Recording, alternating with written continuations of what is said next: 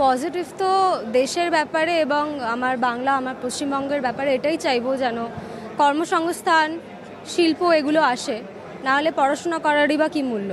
এবং পড়াশোনার ক্ষেত্রেও যে বিপুল পরিমাণে আজকাল দুর্নীতি দেখা যাচ্ছে, সেই দুর্নীতি যেন অপসারণ হওয়ার একটা ব্যবস্থা হয়। কারা দুর্নীতিগ্রস্ত সেগুলো যেন সবাই জেলের পেছনে যায় এবং তারপরে যেন একটা স্বচ্ছ কর্মসংস্থান, সেটা প্রাইভেট হোক, সেটা কর্পোরেট হোক বা সরকারি চাকরি হোক, সেগুলোর কোনো সুনির্দিষ্ট যদি আমরা নাই জানতে পারি আমাদের ভবিষ্যৎ কী, তাহলে তো কোনো লাভ নেই। এটা আমার বক্তব্য, এটাই আমি আমার দেশের থেকে চাইবো। এবং সংবিধানের প্রতি যে রেসপেক্ট, সংবিধান অনুযায়ী যে সবাই সমান, ইকুয়াল, আজকে হঠাৎ করে সেই জিনিসগুলো যেগুলো ছোট থেকে আমরা জেনে এসেছি, বিশ্বাস করে এসেছি এবং তাই জন্যই আমাদের দেশ আলাদা, তো সেইটা যেন কোথাও হারিয়ে না যায়, এটাই। Well, I believe ever since I was a kid and ever since I started reading, the very first chapter in my history book was unity in diversity. But is that true? I don't see it in our country. I believe racism bleeds more than poverty, bleeds more than corruption, bleeds more than terrorism. Basically, I don't have a problem if one friend is Muslim and my other friend is a Bengali, and neither they have a problem if their one friend is a South Indian Brahmin. I believe we are all humans and we should be treated as one. We should be focusing on the attention, we should be focusing on promoting good things, promoting like talents and all, rather than promoting all the like wrong things that occurring our attentions and all. আমার মনে হয় ভারতবর্ষের সংস্কৃতি, ভারতবর্ষের রাজনীতি সব কিছুই আমাদের উপর গভীরভাবে প্রভাব ফেলছে এখন। এবং বর্তমান সময়ে আমরা ভারতীয় সংস্কৃতি এবং ভারতীয় কালচার নিয়ে ভীষণভাবে আলোচনা করছি, কারণ এমন একটা যুগ সন্ধিক্ষণে আমরা এসে দাঁড়িয়েছি যাতে আমাদের নিজেদের আইডেন্টিটি ক্রাইসিস এটা ভীষণভাবে আমাদেরকে প্রভাবিত করছে। তবে রাজনীতির ক্ষেত্রে যে ইয়াং জেনারেশন খুবভাবে মুখ ঘুরিয়ে নিচ্ছে, তার অন্যতম কারণ দুর্নীতি অবশ্যই আমি মনে করি। তবে প্লেটো বলতেন যে রাজনীতিতে যত আমরা রাজনীতি থেকে দূরে সরে যাব এবং রাজনীতিকে ঘৃণা করব, তত আমরা নিজেদের ভাগ্যকে আমাদের থেকে নিম্ন স্তরের মানুষ দ্বারা শাসিত হওয়ার জন্য লিখে দেব। তার জন্য আমাদের ভীষণভাবে রাজনীতি সচেতন হওয়া উচিত। রাজনীতি সচেতন হওয়া মানেই কোনো মানুষের রাজনীতি করা নয়, কিন্তু আমাদের দেশ, আমাদের জাতি, আমাদের সংস্কৃতি ভীষণভাবে রাজনীতি দ্বারা মোটিভেটেড হয়, ভীষণভাবে প্রভাবিত হয়। কিন্তু আমরাও হই, কিন্তু আমরা কখনো সেটাকে স্বীকার করতে চাই না। তা বর্তমান ইয়াং জেনারেশনের কাছে এই মেসেজটা পৌঁছে দেওয়া উচিত যে রাজনীতি সচেতন হতে হবে। মূলত আমি ইতিহাস নিয়ে লিখি, কিন্তু ইতিহাস নিয়ে লেখাটা বর্তমানকে অস্বীকার করে নয়, বরং আমরা যেমন আমি এর আগে দেখলাম সৌম্য রাজনীতির কথা বলছে, ম্যাডাম আমি শুনলাম দুর্নীতির কথা বলছে। তো আমাদের একটা সবথেকে বড় সমস্যা হলো আমরা ভবিষ্যৎ প্রজন্মের কথা বলতে গেলেই শুধু রাজনীতিকে ভাবি। রাজনীতি কিন্তু সমাজ থেকে বিচ্ছিন্ন নয়, এবং আমরা সমাজের ক্ষেত্রে যদি আমরা ফিলোসফির কিছু বেসিক প্রিন্সিপালস দেখি, সেখানে কিন্তু কনস্ট্রাকশন আর ডিকনস্ট্রাকশন এই দুটো কিন্তু প্যারালালি চলে। তো আমরা যদি সাহিত্যের ক্ষেত্রে দেখি, আমরা যদি এখন যেখানে আমরা বসে আছি কলেজ স্ট্রিটে কফি হাউস, যেটা সংস্কৃতির পীঠস্থান বলা যেতে পারে, আমরা যদি বাংলার সংস্কৃতির ক্ষেত্রে দেখি, অবনমন কিন্তু সেখানেও ঘটছে। আমি যদি আজ থেকে 20 বছর 30 বছর আগে চলে যাই, এবং এখন যারা আসছেন এখানে অনেকে এটা বলতেই পারেন যে এখানে তো কল্লোল যুগের সূচনা ছিল। রবীন্দ্রনাথের পরেও আমরা কল্লোল যুগ এখানে দেখেছি, যেখানে অচিন্ত্য কুমার সেনগুপ্ত যেটা লিপিবদ্ধ করে গেছেন, আমরা সুনীল শক্তি সবাইকে দেখেছি।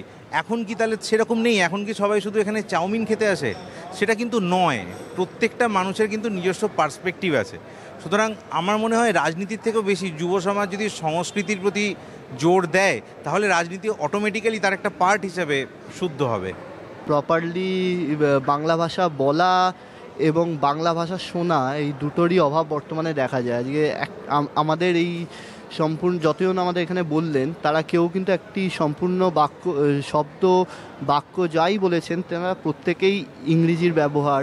এবং আমি একটা উদাহরণ দিতে পারি, আজকে 3 বন্ধু এখানে যদি আড্ডা মারে, তার মধ্যে একজন নন বেঙ্গলি হলে বাকি যে দুই বাঙালি বন্ধু তারাও নিজেদের মধ্যেও হিন্দিতে কথা বলা বা এই ধরনের যে জিনিসগুলো চলছে বর্তমানে, তো এগুলো ভবিষ্যতে বাংলা ভাষার অস্তিত্বই বিনাশের দিকে নিয়ে যাচ্ছে। তো এটি একটি মানে আমি মনে করি যে বাংলা ভাষার জন্য দুর্দিন তৈরি করছে, এবং আজকের দিনে বাংলা ভাষা যে বিলাসিতায় রূপান্তরিত হয়েছে তাও তৈরি হচ্ছে, সেটাও এই আমাদের জন্য চিন্তা হওয়া উচিত। কারণ আমরা তো at the end of the day Bengali, তো আমাদের নিজেদের ভাষাটাকে রক্ষা করাটা খুবই প্রয়োজনীয় হয়ে পড়েছে।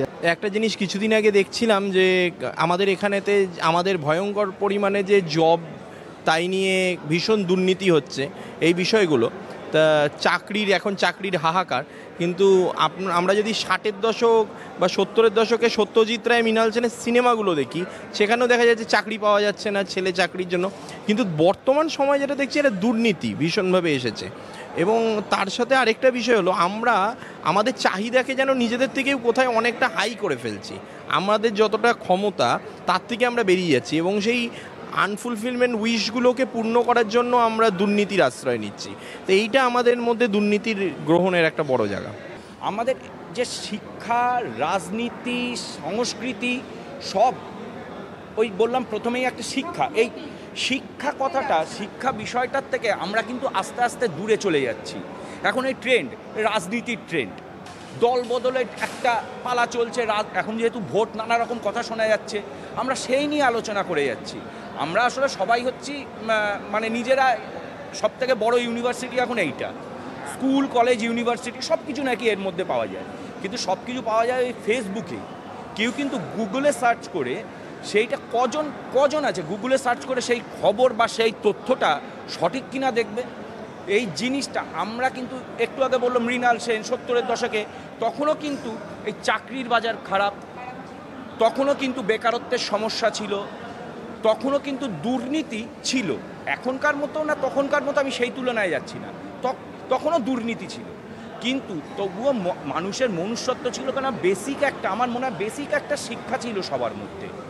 কিন্তু তার মধ্যেও আমি আশাবাদী, এবং আমি একটা জায়গাতেই আলোর সন্ধান মনে করি আছে, সেটা হচ্ছে ধরুন বাঙালি কিন্তু আজও রবীন্দ্রনাথকে আঁকড়ে ধরেছে, যেভাবেই হোক, হয়তো রবীন্দ্রসঙ্গীত হ্যাঁ আঁকড়ে ধরে রয়েছে, হ্যাঁ। এবং যখন কোনো মানে ফেসবুকে কিছু বানাচ্ছে সেখানে কিন্তু রবীন্দ্রনাথের কোটেশন দিচ্ছে।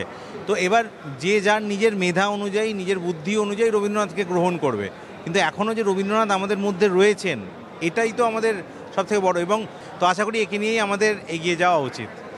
ইতিহাসটা এই জন্যই দরকার, কারণ যে কোনো জিনিসকে এই মুহূর্তে ঘটনাকে তোমায় মাপতে গেলে না 20 বছর পরে গিয়ে বোঝা যাবে যে তার ইম্প্যাক্টটা কী। আমাদের ইতিহাসের প্রতি আমরা মানে এখন বোঝা মুশকিল যে আজ যে এটা বর্তমান, ইতিহাসে না গেলে আমরা বুঝতে পারবো না যে অ্যাকচুয়াল ঘটনাটার ইম্প্যাক্টটা কী।